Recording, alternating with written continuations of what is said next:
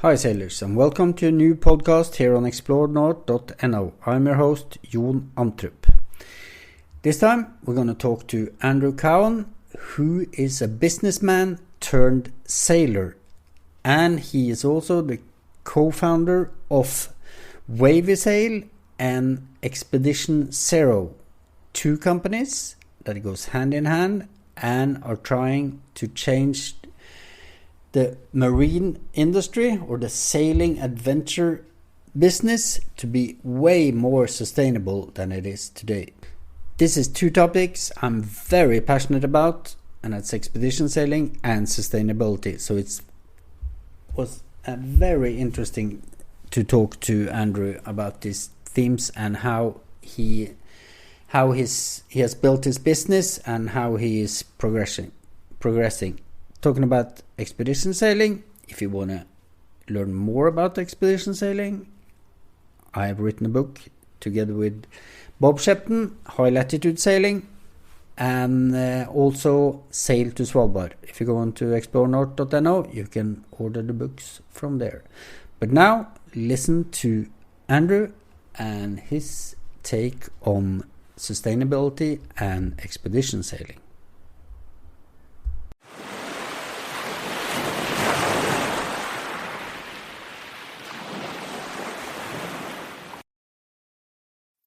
Time for a new podcast. I'm in Fredrikstad for a few more days, and on the other end of the line we have Andrew Cowen. Hi, Andrew.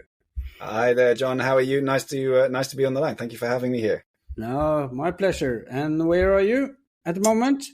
Well, I'm in this very moment. I'm in sunny London, so not sailing, unfortunately. In the office in London, wishing I was sailing. But you have been sailing this year, haven't you? We have been doing a lot of sailing. So we have a adventure sailing business, an adventure sailing brand called Wavy Sail, and we're doing a lot of really nice trips this year. So we've just literally finished leg one of a tour of Scotland, the North Coast, Sail the North Coast 500. So North Coast 500 is actually a road trip that a lot of people do around Scotland, but we decided to make that a sailing trip. So we've done Oban to Stornoway, first leg, and then we're going now starting to go from Stornoway to Kirkwall, second leg, and then we'll go Kirkwall back to Oban via the Caledonian Canal. So that's your North Coast 500. So that's on now, and then we've got Croatia coming up at the end of this month. Some nice trips in Croatia, and then we've got the St Helena Island trip. So there's a lot, and we put 2026 on the plan. So we're already getting bookings for 2026. We've got some stuff in the Seychelles and Zanzibar. So there's a lot of sailing going on, apart from everything else we're doing. Apart from everything else. But just to kick off, what's your sailing CV? What does it look like? How did it end up in this in a sailboat? That's the trick question. So my sailing CV. First of all, I always tell people unapologetically, I'm not the sailor. I spent 20 years in corporate life, worked for a big consumer goods company on a global role, and I spent my life selling deodorants and bars of soap. So in the global marketing. Well, that's my. It's not a good start to my sailing CV. I was always really passionate about sailing, though, and about adventure and sustainability. The company I was working for was Unilever, and actually Unilever was for me a very good introduction to how businesses can be a force for good and how they can try to contribute and challenge existing business practices, commercially successful, but also make a real positive social and environmental impact. When I got into sailing, how did I get into sailing? I actually came through the Clipper Round the World Yacht Race, which I'm sure a lot of people will know. A lot of people have started their sailing career through Clipper. I had left Unilever, signed up for the Clipper Round the World Yacht Race, And that's kind of where it all started. So then I'd signed up I wanted to do the whole thing. My wife and my son seemed to be not keen on me doing the whole thing. So I agreed that I would do half.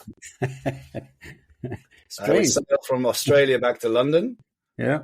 And that was great. And then, so we that was the biggest negotiation of my life. Then we were all prepared, got there, we started sailing.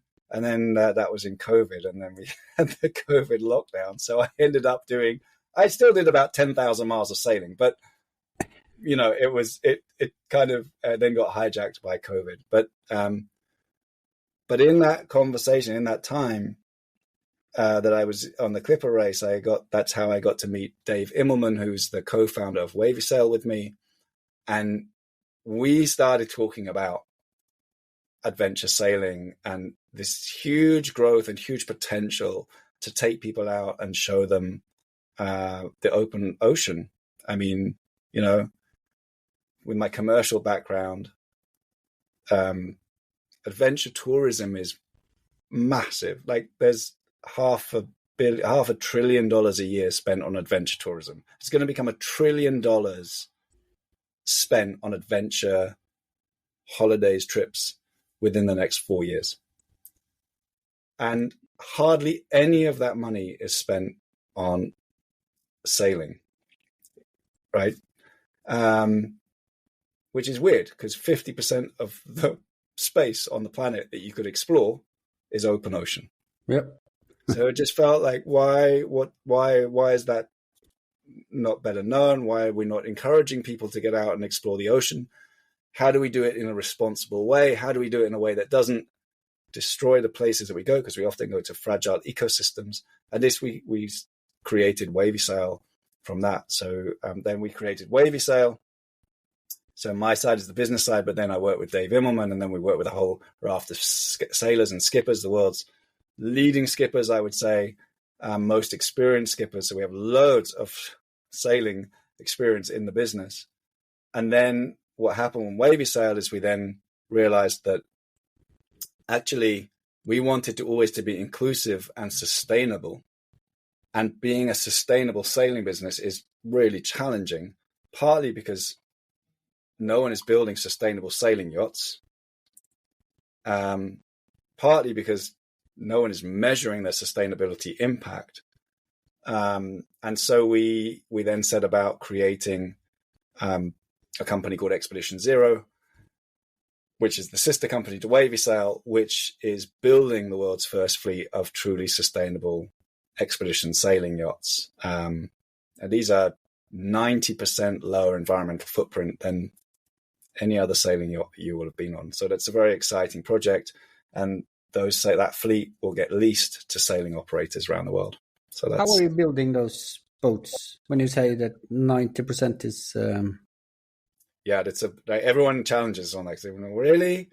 So here's the thing, right? So it starts though with this. First of all, we created with Marine Shift 360. I don't know if you know them. So they were funded by 11th Hour Racing. They're a company who specialize in ESG measuring. They're really so these are the technical guys in terms of measuring your sustainable impact, and they do a lot of work measuring for people. If you're going to build a ship, cargo ship, cruise ship, or sailing yacht, they will come and they will independently measure and monitor. But a lot of their focus has been on the build and the construction and end of life. We said to them, to Ollie at Marine Shift 360, look, Ollie, the problem is that you've got all these sailing businesses, sailing schools, adventure sailing businesses like Wavy Sail, and these are often quite small businesses. And actually, they all want to be sustainable, but none of them know how to be sustainable because none of them measure. There's no easy way to measure your sustainable impact, right? So then how can you have the conversation with your crew? You tell them that you're sustainable, but you don't really, what gets measured gets changed. If you don't measure it, it's kind of doesn't really, it's difficult to communicate. Just words. So we created a methodology with Marine Shift 360 It's a very simple methodology. We measure the carbon footprint of your sailing trips, of sailing operations, and we can therefore put a carbon footprint, CO2 footprint per day sailed for any sailing trip. We measure 4 things. We measure fossil fuel consumption, gas, diesel. We measure marina services. So often, we're popping in and out of marinas and we're plugging into shore power, and there are benchmarks that you can use to see what your CO2 footprint is of use of marina services. We measure food consumption and menu planning on the trips. I can tell you some of the trips, 50% of the CO2 footprint comes from the menu planning. 50%? In some of them. Weirdly, it tends to be the long trips. So when we do really long trips, for example, in South Africa, we do a trip that goes from from Cape Town to St. Helena Island and back. It's 5,000 miles of ocean sailing. It's an amazing trip. But the thing is that the trip's so long, we don't use that much fossil fuel because out there, we've got solar power and things. It's not enough to run the whole boat, but essentially, we use fuel, but not massive amount given the distance traveled. We're often under sail, as we should be.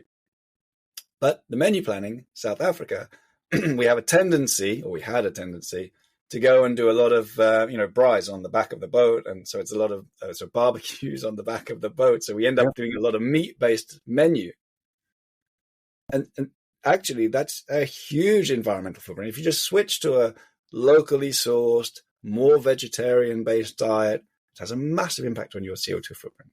So we measure food and menu planning. That can be really important. So, just to be clear, so if you're importing the beef from Argentina to Cape Town, you're measuring that too? Yeah, imagine you do the Cape to Rio race, but you start off in Cape Town and then you order all your meat to be flown from Argentina on a plane. Yeah. By the way, beef also is very, very high in terms of environmental footprint anyway. You're kind of really probably, you should be better to sail the boat there, even probably motor the boat there and pick up the beef. And do you also measure the impact of the plastic, which probably 90% of the food are packaged in? Yeah, so actually we don't measure that, but specifically in this, because we elected to do this as a CO2 footprint. And the reason why we did this is because carbon footprint is something most people understand. It's like CO2 emissions. And we can measure it in tons or kilos of CO2. So it was just a way of us being able to have a benchmark, which we can then set the conversation. Because part of this is also that when you put a sail on a sailing boat, everyone assumes that you're amazingly sustainable, right? Yep. Yep. But the problem is that then you realize that our carbon footprint of a 10-day sailing trip, when you measure it, it's between 3/4 of a ton and a ton of CO2 in a 10-day sailing trip. That's the equivalent of a small family-sized car's CO2 footprint for a year. So that is not great. That is not. That's because we use fossil fuel, because of the menus, those kind of things. So then we made that very simple. Of course, plastic is easy. I was easy in the sense that everyone already said, remove your plastic packaging. You definitely should be doing that. You definitely should be using products that are not that are marine safe, of course. So those things fine. But we're not measuring those. We're measuring the carbon footprint because we wanted to bring life to the fact that, you know what, you can affect your menu. You can choose what kind of fossil fuel you use. You can choose to use more solar. You can choose to. There are different things that as a sailing operator you can do to significantly reduce your impact. And actually, we also want to encourage customers and guests to think beyond, to your point, the plastic. Oh, these guys are sustainable because they didn't throw their plastic in the ocean. Okay, but sure, but there's a ton of other stuff. Yeah, that means that this is not sustainable. So that's how we started to bring life to the conversation. But it led to then us saying, "Oh, that's okay, but that's the operation of the trip." And by the way, that tool that we created on Marine Shift 360 is freely. We don't charge for it. It came from us, the methodology, Yep. because of my background from Unilever, actually, and all the work I've done on Unilever. So, and we created the methodology. Marine Shift 360 did all of the donkey work, the data work and crunching, because they had access to the data, and they turned it into a freely available tool that now any sailing operator can use. They just go in and you can use it. Cool. You can measure your carbon footprint in 10 minutes. You can measure the CO2 footprint of any trip. And so that was great. But that is only the operation of the trip. Then you start saying, sure. But then the boat is built out of GRP. Okay. This is what then led to Expedition Zero, because then we said, yeah, but it's something like 70,000 tons of, GRP and basically toxic single-use materials that are used to build these boats, and they have no end-of-life options.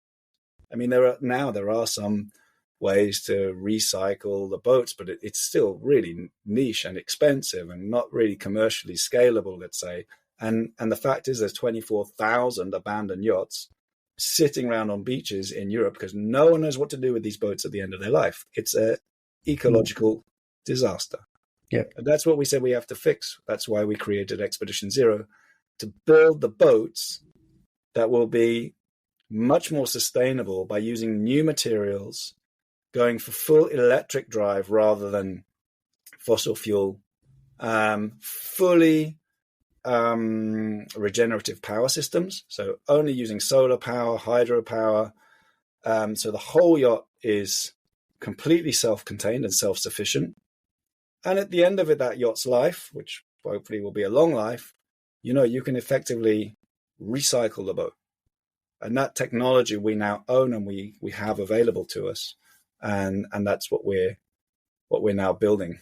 So it's been quite a journey. So we went quite a long way from running sailing trips in Scotland to now actually really developing the composites, sustainable composite material that we believe can replace carbon fiber and even steel in many cases, to be a much more sustainable, strong, lightweight, recyclable material that, frankly, I think there are just huge potential for us to kind of turn the marine industry on its head in a good way. Yeah, because when I look at, for instance, the ocean race, and I'm not trying to talk them down or anyway, because they're getting the conversation going too. But I think on every boat there's sustainable. Everything is so sustainable, and it's plastered all over the boat, and they're made of carbon. Yeah, and they flew. All the guys are taking flights all over the world, and you put Greta Thunberg on a boat and sail across the ocean on a carbon fiber racing yacht, and it's like, that's not super sustainable, guys. Honestly, and I'm not doing people down, because the reality is that we have to give voice to the issue, and which is what we're trying to do with Wavy Sail and with the sustainability, the CO2 footprint measurement that we put on our website. Is that we're not setting out to be a sustainable sailing business, right? So that's also a bit in my philosophy for Expedition Zero and Wavy Sail. The trick is not to sell sustainability, because probably 5% of the population will actually, let's say, so they're going to pay a premium for a sustainable solution. That's the hard reality of economics, right? Yeah. Everyone says they want to be sustainable, but if you say to them, okay, you pay 50p more for the sustainable option, they will tell you that they will pay 50p more for a deodorant that sells them. Yep. But when they stood in front of the supermarket fixture, and there's the one option for £1 or the one option for £1.50, they think about their family. They think about their disposable income. And so then they take the £1 option. Apart from a small group of people who say, no, this is really important, and then they pay the premium. The problem in sailing is, if I take the same example, is, well, if I try and sell sailing holidays I'm only going to sell them to the sustainable focused people who are willing to pay a big premium on because I'm a sustainable sailing business. They want to come on a sustainable sailing trip. Guess what? Well, probably it's not 5%. Maybe it's 10% of the people who could come sailing who will really say, Wavy Sail are the sustainable guys. But the audience is not so large. It's quite niche, sailing people. So yeah, it is. Now I'm talking to 10% of all is already quite a niche audience. That's not how we're going to succeed. So sustainability has to be built in. It has to be baked into what you do, who you are. But ultimately, the reason why people come on our Wavy Sail sailing trips, the reason why people will use our Expedition Zero yachts is because we're going to build the best yachts for expedition sailing. And by the way, they happen to be sustainable. And Wavy Sail will use those yachts and take people on incredible adventures, whether it's the round tour of Scotland, or whether it's, sailing and diving with William Winram like we do in Croatia or wherever. Destination, experience is what counts. That's what people are looking for. By the way, when they're on the boat, we then can get to explain to those people, hey, and by the way, this is what we do to make sure that we're not damaging the planet and the places that we're taking you to see. So sustainability is underneath everything we do. It's the foundation. We don't always talk about it a lot, but it's really important in terms of we're trying to create the business model and route to market model, the business model that will help us to scale the sustainable solution into the whole industry. How is the scaling going? Yeah. So, first of all, it starts with one boat. And it's still being built. Yeah, it is. So what we're doing, we have two solutions, actually. So we said, first of all, no one is really building sailing yachts for commercial offshore sailing. And I think you spoke to Jim, I think last year when we were just starting the project. And it's like, you're always in business, you have to be very clear. What is the problem you solve? And what I say is the problem we solve is commercially, it's an availability issue. No one is building sailing yachts for commercial offshore sailing. No. 59, the Far yachts are beautiful yachts. They weren't designed for hard commercial sailing. No. There's a few examples. The challenge yachts and the clipper yachts, of course, were kind of built for this, but even they not really. So we got KMI in Netherlands to build the two for Skip Novak, but that's one-off. Yachts, but if you have the money, that's great. But those yachts are way out of the price range of most. Yeah. I mean, I don't know. That's not commercial. If you got 5 billion or so to spend on a yacht, that's cool. But maybe you run a more profitable sailing business than I do. I don't know. No. So there's not a lot around. So we set out to design a new build yacht, built out of this mineral fiber. We call it Eco Minera, is the name of the fiber that we've created. But then we said, but you know what? There's also all these abandoned yachts, so we need to upcycle some yachts as well. So the first yacht that we're going to build is an upcycled yacht, a Challenge 72 yacht. So those were, of all the yachts in the world, the Challenge fleet, they were the closest that were really built for this kind of sailing. Yep. And so that yacht, so we have that yacht. She's still in Gibraltar. It's a long story that I won't bore you with all the details. But a boat story. Yeah. It's a if I just say it's a boat. It's an upcycling project on a yacht. Guess what? It didn't quite run to the timings that we were expecting. No shit. Sorry, I mean, we might be the first people in history to do a boat project where, it's a little bit taking a bit longer than we expected. No, the yacht is, so we are on track still with a bit of replanning and juggling around, all the excitement. We're on track to launch the yacht in June next year, 2026. So that's still on track. Yeah, but it's exciting.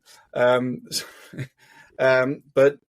that will be the first upcycled yacht. She will be launched. She's going to go into use. She'll be leased to Wavy Sail and to some other people as well. So Emily Penn, for example, is chartering the yacht. Yeah, so I can say that because I was at she's an amazing film, Expeditiion, which if people haven't seen, go and see it. It's an amazing film, fantastic film. Definitely. And I was at an event where she was showing Expeditiion, and at the end of the event, she said to everyone, "Oh, and by the way, someone asked, and are you going to be doing any more Expedition trips?" And she said, "Yeah, and the exciting thing is we're talking to Andrew at the back about using the Expedition Zero yacht." And I was like, "Okay, Emily, we haven't technically announced that yet. Okay, cool. I'm cool." So now I feel like I can come on your podcast and say, "So John, yes. So Emily Penn, Expedition, will be using our yacht." And yeah, so it's really exciting, but it means we really have to put it in the water. Deadlines. Yeah, because there are you have the problem in Norway, as you talked about in the beginning, that there's tons of boats just lying around. But, yeah, and at least here in Norway, it's tons of boats that are small boats that are lying around, and we have a government-funded program that takes boats and destroys them in a proper way, I think. But when it comes to big boats, if I were no, I have an aluminium boat, but if I had a GPR boat and I was to say, sorry, it's too old, I'm going to get rid of it. It's extremely hard. I had to take up a loan. It's super expensive to get rid of that kind of old boats. Yeah. And the consequence is, as we see from time to time, or read about in the media, it's people have been observed sinking their boats. Sinking or burning. Or burning, yeah. Not great. No, I agree. And this is a worldwide problem. It's a problem in Europe, in the Nordics, in everywhere. It's a massive problem in Canada. Even in, we were talking to some people in Australia. You know, the Australian government, they said it cost them 250,000 Australian dollars to remove one yacht. So they're spending millions of dollars every year removing boats, abandoned boats. Yeah. And so, you know, which is great, because then we talk to them about, well, you know, what you should be building boats out of Eco Manera, and then like you could just recycle them. So that would be cool. and you'd save yourself millions of dollars. Yeah, it's a real issue. There are some companies around, and I'm really pleased to see that there are companies around that are tackling that, who can reverse engineer the GRP, you know, and they can start to break that down, so they can break out the resins from the fiber. But the problem is that none of the core materials are massively valuable. So you go to a lot of trouble to how do you say, to retroactively or reverse the construction process. You end up with the core materials, but then you end up with a resin which is like doesn't really have a lot of value. So that's where I see the challenge being from a commercial scale perspective, except where governments, of course, might be willing to support those businesses, because it's a way of them otherwise they're spending millions of dollars trying to get rid of boats. And this way, it's a more useful way of disposing of the vessels. Yep. And I think we need, like everything, there are no kind of single solutions here. Expedition Zero, with what we're doing with the material, with the design of the yachts, with Eco Manera, it's not the only solution. I'm not going to come here and say, well, all the boats in the world should be built out of Eco Manera.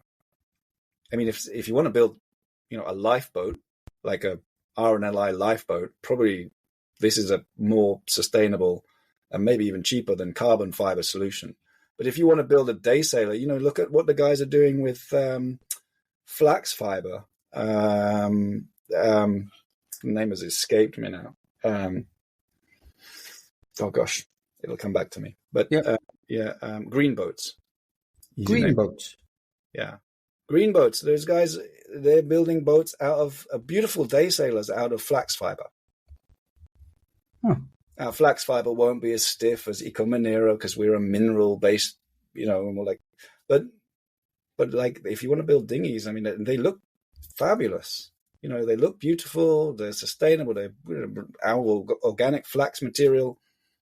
You know, we need different solutions. Yep. So, yeah.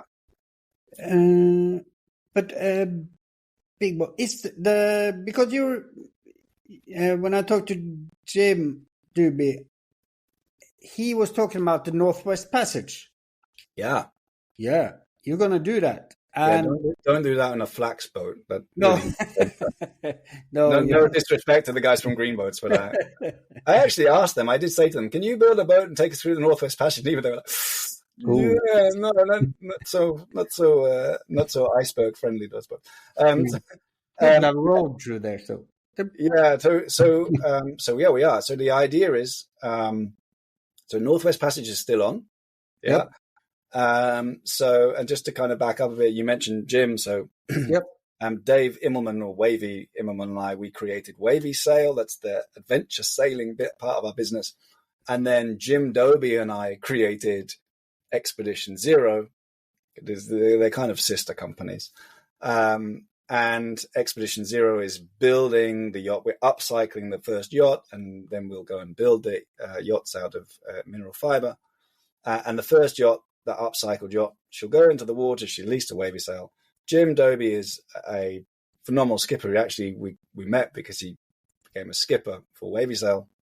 Already puts him, in my mind, in the very, very high bar of incredibly experienced skippers and sailors in the world. Definitely. I think he's done about 650,000 miles of ocean sailing. Yeah.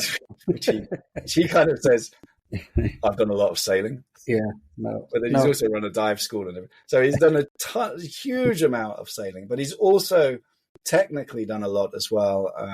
He worked for Clipper and, ran their Clipper fleet for them in Australia and stuff. So, so he and I kind of founded Expedition Zero, and he always said to me, Andrew, we have to do the Northwest Passage. Like that first boat, I'm taking it through the Northwest Passage. So okay, that was part of the deal. So, the first yacht, she'll be in the water in June. We'll be opening bookings on it. We'll do a whole raft of trips with her. But the idea is then in 2027 that we're going to take her through the Northwest Passage. And it'll be, I would say that will be the world's lowest environmental footprint commercial sailing vessel sailing through the Northwest Passage. Yep. Yeah, I had the previous podcast I had. Was it the previous? I think so. Yeah. It was Novara, One Yes. Planet. Yeah. And I had a few talks through the Northwest Passage sailors. And it is a diesel race. Everyone's trying to be sustainable, but everyone agrees it is a diesel race.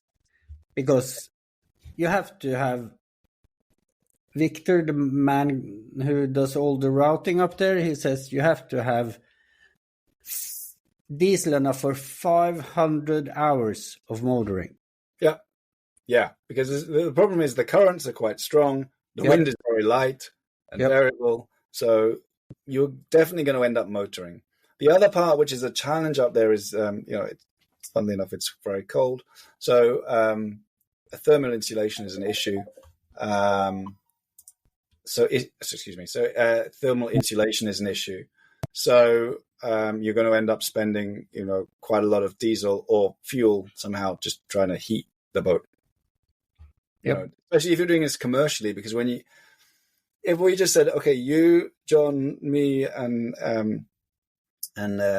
Jim, let's go and do this as some kind of, prove that we can sail a boat through the Northwest Passage. Cool.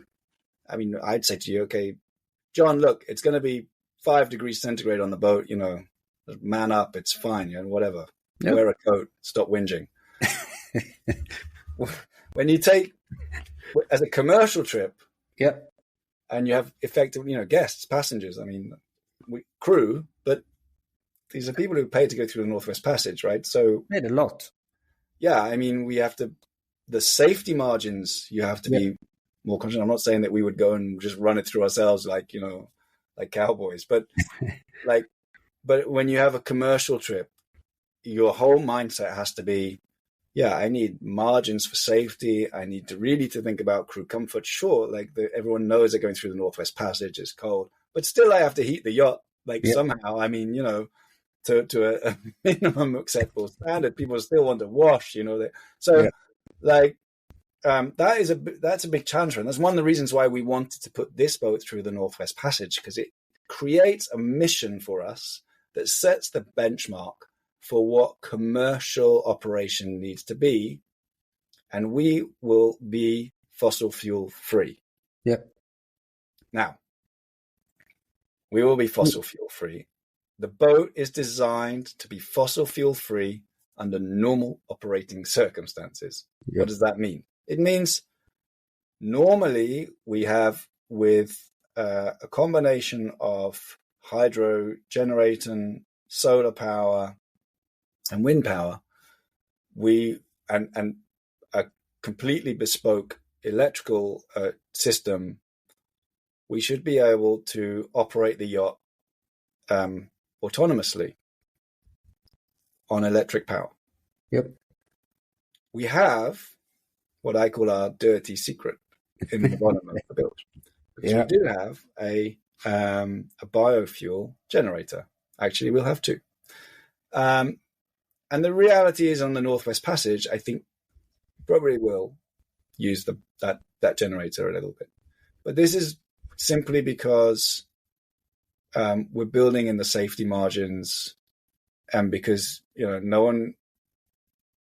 If it all goes wrong and we drift into an iceberg and someone ends up going overboard or getting injured, you know what? No one is going to say, "Oh, well, that was fine because those guys were super sustainable." I mean. No. Right? I mean, it's a commercial trip. So we take it responsibly, but the yacht, the Expedition Zero yacht, she will be fossil fuel free under normal circumstances. That's what we're aiming. That's our aim. Good. And it's also a little bit about managing expectations, right? Yeah. I had through the guests and to the environment and everything, because I did a podcast with a Swiss guy who has a boat named the Knut, who runs in Greenland, and it's all electric. Yeah. And at one point, and there's a YouTube video out of it, there was no wind and there was no sun, and he didn't have any backup, and he had guests that wanted to go skiing.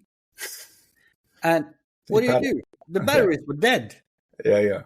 You can't sail and you can't recharge them, so you just have to sit there. Yeah.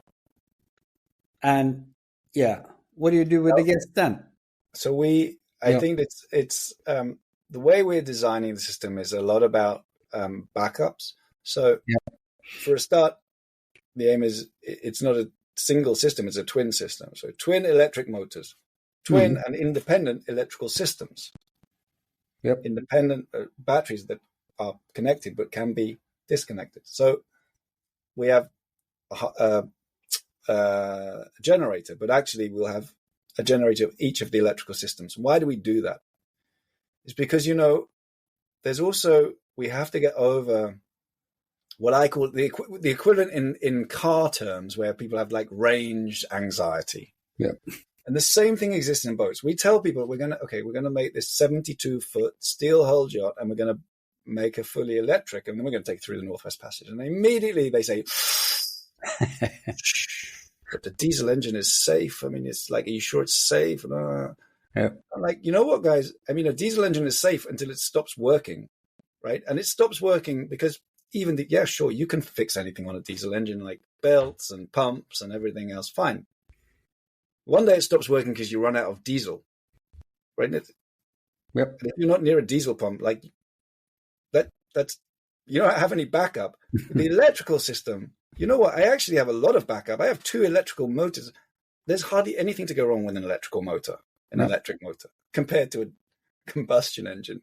Like, it's way simpler. Yeah. So I have two electric motors. You know what? Even if one of them packs up, I can still drive the boat on one. Even one of my batteries is, systems pack. I have an independent. I can switch. I have two independent electrical systems. I have more backup than with your diesel generator or your diesel engine. And then I don't run out of diesel because I don't have any fossil fuel on board. And I have 3 ways to charge the batteries: sun, hydropower, wind power. Yep. It can be that there's no sun. It can be that we're not moving through water. We have wind and, of course, energy. Okay, sure. You know what? Even in that case, yeah, sure. Then I have a biofuel generator, and I can charge the batteries from my generator. So now you tell me, who has the most backup? Who has the most options? You with your big tractor engine and a 4,000 liters of diesel tank, which, I put some water in your diesel tank and then see how much backup you guys have. It's like a different way of thinking. Then you have to think very differently about how you run and manage the boat. It's about energy management. It's about understanding what's the charging capacity that I'm coming into from the 3 different ways that I have of creating energy. How can I manage that properly to give me the most range extension that I need? And so it's a different way of sailing. It's a different mindset required. I'm not a sailor, but if you talk to Jim, he's very passionate about that, and which is the truth, because it's like, if you just jump on your on the Expedition Zero yacht and fire all the throttles, then at one point you're going to run out of juice. That's for sure. But if you think about energy management properly, you can fly forever. Yeah. When I used to, in an old life, I used to be a pilot and fly planes. And then it was very interesting when you talk to the glider pilots versus the powered pilots. The glider pilots would always say, you can keep a glider flying for hours. I mean, for probably as long as, the same time as a piston engine aircraft. It's just about understanding energy management is what you have to really understand. Yep. It's a very good mindset. And I think that shift of mindset, that we have to get there one way or the other in the sailing industry, or whatever you call it, because at some point diesel is going to most likely be way too expensive. Yeah. I feel like it's one of the things which has been a challenge for us. I mean, that the industry is going to bigger and bigger boats. I remember talking to Robin Knox-Johnston, and he said, in 1968, Sir Haley was a reasonably sized yacht, and she's 36 foot or 38 foot or something. Yeah. Like, no one said that she was small. No. And you talk about going around the world in a 38 foot, wow, we of course a Golden Globe, but it's like, wow. I mean, so as yachts have got bigger, engines have got bigger, and then we start putting more and more stuff on the boat to use the power that we have. Yeah, let's have jacuzzis, let's have kitchens and whatever, more. And I get it, but at the same time, we become incredibly wasteful. One of the things that Jim and I are working on, and we have some work going on with it, we're starting with a university, is actually nothing to do with engines. It's to do with thermal insulation. Right. I mean, the insulation on your car is probably better than the insulation on most sailing yachts. Yeah, if they have insulation. Yeah. Right? You take a yacht, you stick it into cold water, and that's fine because, because sure, I'm running my diesel engine to charge the batteries all the time. So the diesel engine creates loads of heat so that I just heat the saloon with that cooler.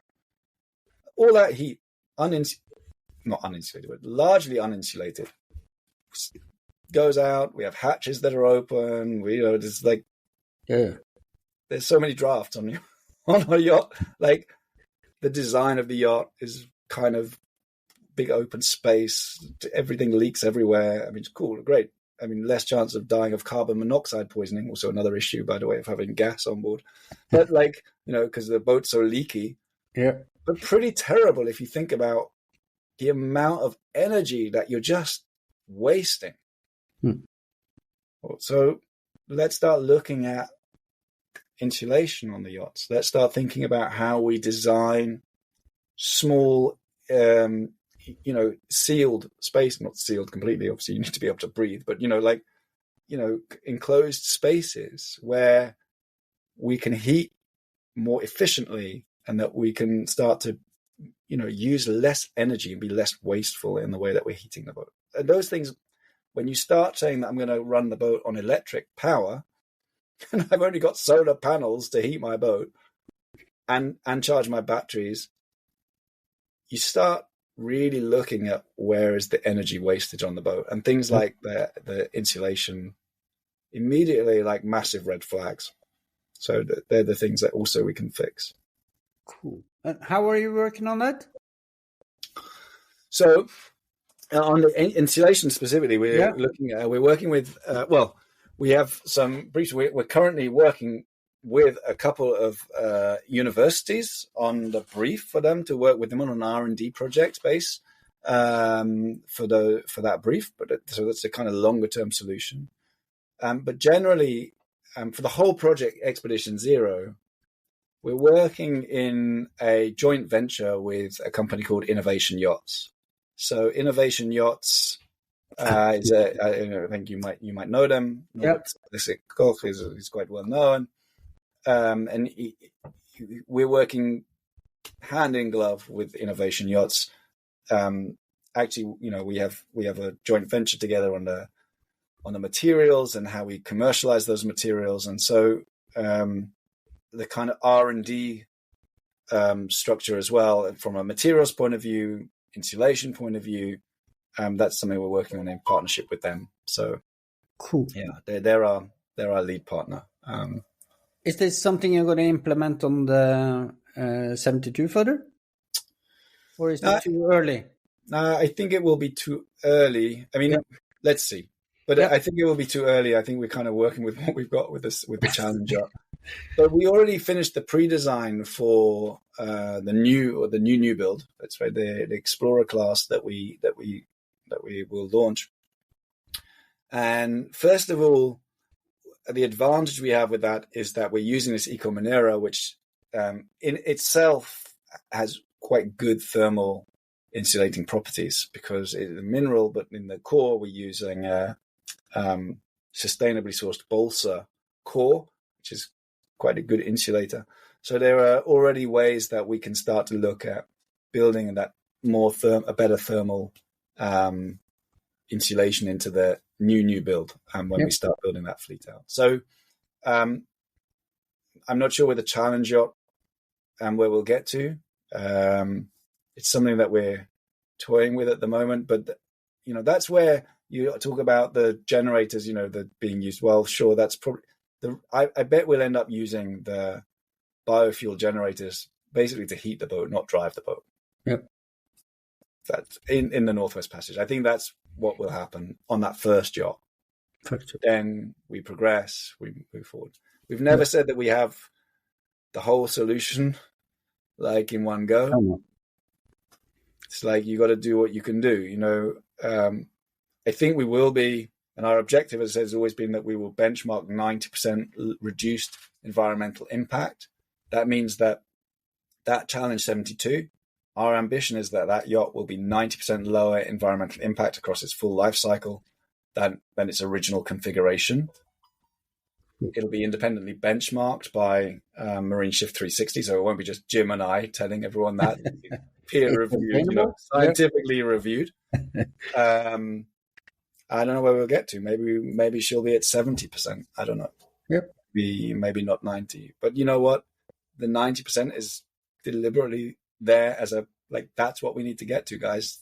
Let's not kid ourselves that, we're being sustainable because, I don't know, we put recycled lines on the boat or something, or, just playing around at the edges, guys. We have to make completely different route to market model, business model that allow us to scale the technology that exists in a commercially viable way. Yep. Cool. How are you going to sail the Northwest Passage? Me? Yeah. I mean, I don't know. I think my wife says that I used up all my credit when I went around the world with Clipper. And then I point out that it didn't happen, which is, that's not my fault. I don't know. No. And the reality is that we actually we have 6 places available on the Northwest Passage. We already sold 3 of them. Can you imagine? Nice. So only 3 left. I would love to go, but I don't know if there'll be space for me. But one thing is, for me, I'm not downplaying the Northwest Passage because I would love to go on it. Yeah. But the thing I'm really, really excited about, I'm actually really looking forward to the day when we put Ironbark as the current name of the yacht, when we launch her as Expedition Zero, and we sail her across, as we will, from Les Sables d'Olonne, and we bring her into the UK, into Oban or into the UK. Because I think when people see the yacht, and this often is what we're talking with Norbert about, I said, you have to recognize that this is a different beast. This is not a Challenge 72 that was, we kind of painted up a bit. Yeah. This is a completely new kind of yacht. Mm-hmm. New technology. We have a improved layout of the yacht. The yacht is really custom designed for the kind of adventure sailing we're doing. Again, I go back to, it's not just about sustainability. You're a skipper, John. Like, you should come and sail the yacht. I want you as a skipper to come and sail the yacht and say, wow, for the kind of sailing that we're doing, this is the machine I need. Yep. That the things are in the right place, that the boat behaves properly, that we're helping the skipper to manage the yacht safely, operate the yacht well, efficiently, and make sure all the crew have an amazing time. There's just so many areas and things that you build into the yacht, into the design of the yacht, into the layout, into the technology and the tools that you have on board that make the skipper's job, great or less great. Yeah. And so we're really trying to design the yacht around that. And I have to say, actually, the Challenge yachts as a starting place, they were already pretty good. But they were designed 25 years ago. So, things have moved on. The kind of sailing we're doing has moved on. The expectations have moved on. So, I'm really excited about it. The Northwest Passage will be amazing. But for me personally, it's the day we get skippers on board that boat and guests for the first time. Well, keep my fingers crossed it will be a positive experience. But that was really, that's really what I'm looking forward to. I'll be on board for that to see the reaction. Because one of the reasons I'm asking is because you're a business person foremost, as I perceive you, and because most of the adventure sailing business is sailors like me or Jim or whatever who's trying to do something. Yeah, but we don't have the business acumen that you have. So how was it to get into the sailing industry? So how is it compared to coming from Unilever? Coming from Unilever, it's one of those. I had 200,000 colleagues in Unilever. So.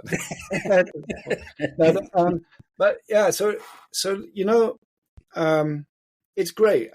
What I really love about the sailing and marine industry, and talk about the things that are really cool.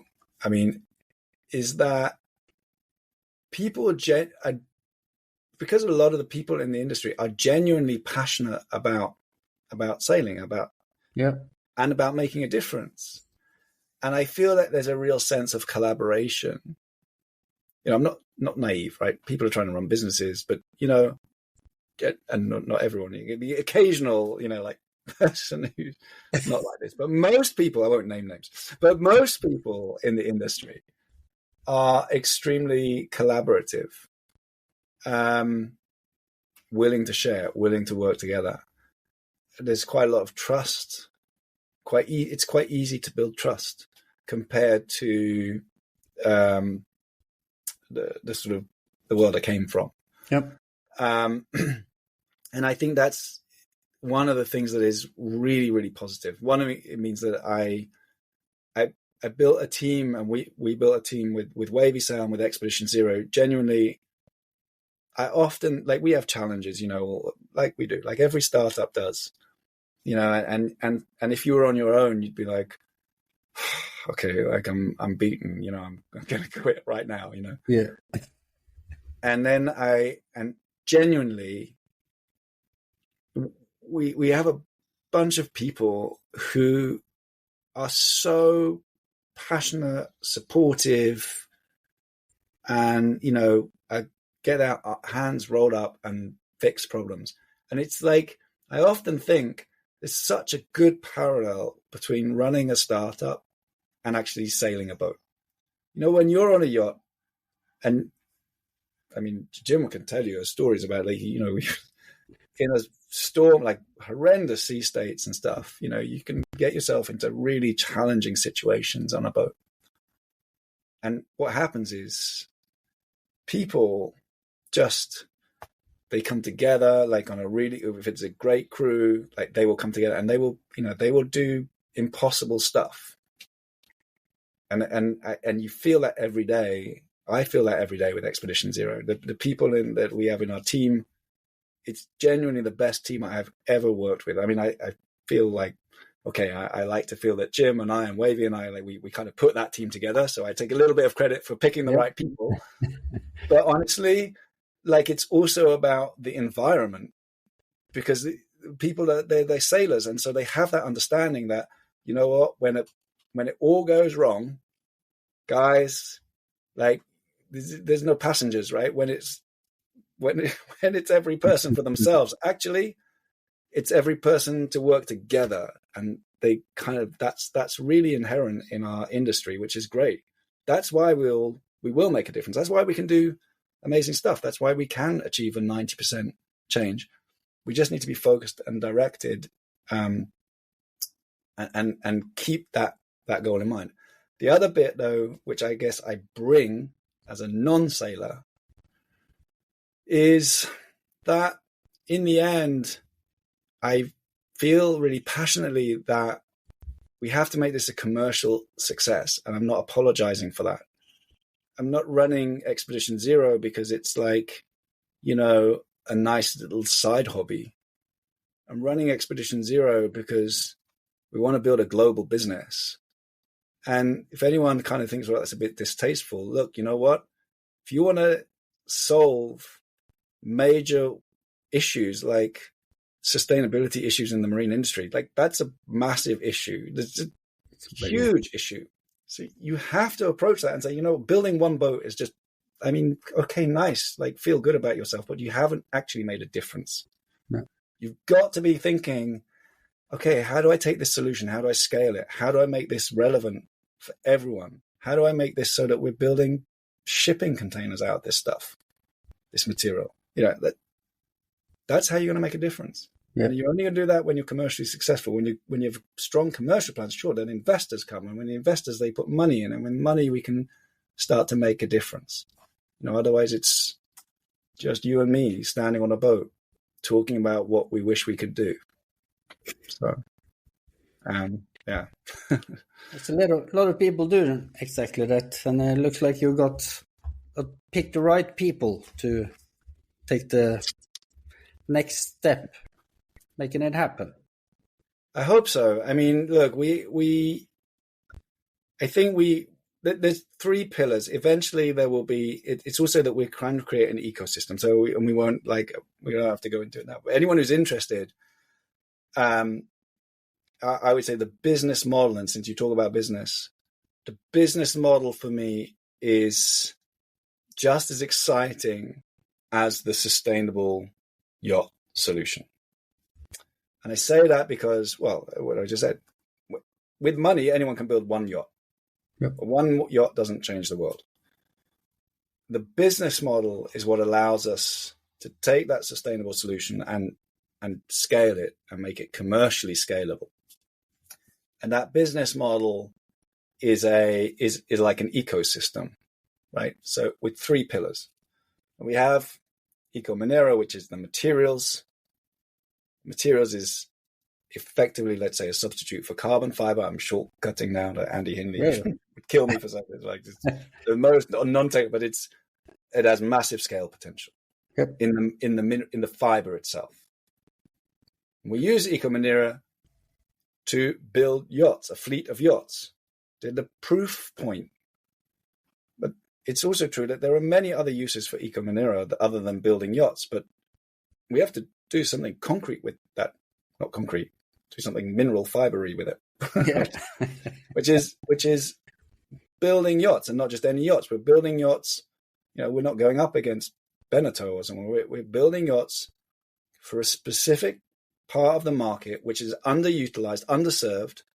I'm not trying to compete with anyone who's building recreational yachts. Like, no, we're going to build commercial yachts for the offshore adventure sailing market, a market we know very well, and that give proof to the potential of this amazing material and technology that we have. And then we have then we're building yachts. We own a fleet of yachts. If I tried to sell those yachts, they would be, 5 million euros or something. So no one would ever buy them. But it's fine, because then we say, no, that's okay, because what we're going to do is lease them. So then we lease them to Wavy Sail, a venture sailing business that we own. Yep. So that means that we have all the storytelling, we have all of the ability to, have documentaries, filmmakers, people talking about being on board the yacht, just people coming on board the yacht and going on our trips. And all those people are effectively our marketing campaign, our ambassadors for the material, the Ecominero, Yep. to make that material a household name. So it's a complete ecosystem. And, so yes, we're a sailing business, but actually what we're trying to do is manage the whole value chain in a way that is more efficient and more effective than what would happen if you and I just started and said, hey, let's create a sailing business, and we're just going to go and try and buy yachts from somewhere and make them sustain. Like, it's too much for us to do. Like, you have to have you have to split up the value chain. That's what we're trying to do. That's what you're trying to. And that's landing really well. So that's where we're going. Effectively, we're building 3 businesses, which is probably why I don't have time to go sailing, John. Okay, we talked for over an hour now. But one final question. Where do you see yourself or the companies in 10 years?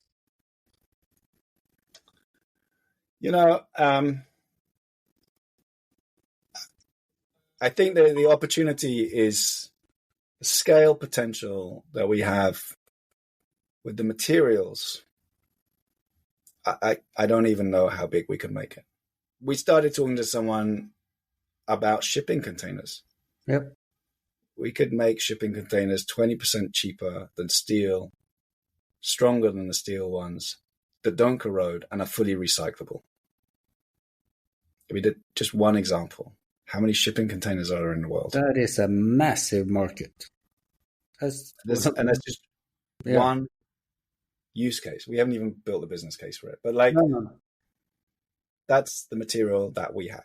Now, of course, then a lot depends on the investment. It requires us to get connected to people who understand that. So just on that part alone, in 10 years, I really hope we are starting to make the full potential of that material really, really widely held. I also believe that wavy sailing and adventure sailing has a huge growth potential. There are no really big global adventure tourism brands. Clipper would be there's Clipper, of course. And 59 Degrees North, who I love, very passionate and fond of. There's some amazingly run sailing businesses, but there are no really global brands. It's surprising, right? So I think Wavy Sail could be that brand, he says, a little bit arrogantly. No. I don't know. We'll see. Thing is, let's focus on getting that first boat in the water in June. Let's see where we get to from there. Thank you. I'm looking forward to following you guys. You have a lot of exciting projects, and you've come a long way in a pretty short time span, haven't you? So yeah. It definitely feels like that. And thank you, John. I really appreciate you spending the time, and it's great to talk. And we're always happy to come and talk about our progress, and invite you, of course, out to Les Sables d'Olonne to see the yacht before we put her in the water. And you should come and sail her as well. That would be really nice. Yep, and I like Les Sables d'Olonne. Well, exactly. I don't need an excuse to go there, so. I look forward to us talking more soon. Definitely. Thank you, Andrew. Thanks. Bye-bye.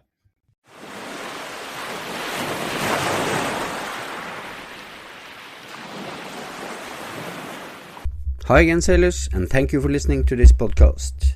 You will find more podcasts on explorenord.no, both in Norwegian and in English. If you want to know more about sailing in cold waters, I can highly recommend, without blushing, the book I wrote together with Bob Shepton. It's called, surprise, surprise, High Latitude Sailing, Self-Sufficient Sailing Techniques for Cold Waters and Winter Seasons. It covers pretty much everything you need to know to get out sailing the whole year round and sailing to remote places in the world. You'll find it. You can buy the book on explorenord.no, on Amazon, or have your bookstore order it. If you're interested in Svalbard, I also wrote Sail to Svalbard. You can buy them at the same places. So please don't hesitate to contact me if you have any questions at all. You'll find me on explorenord.no. In the meantime, go out sailing.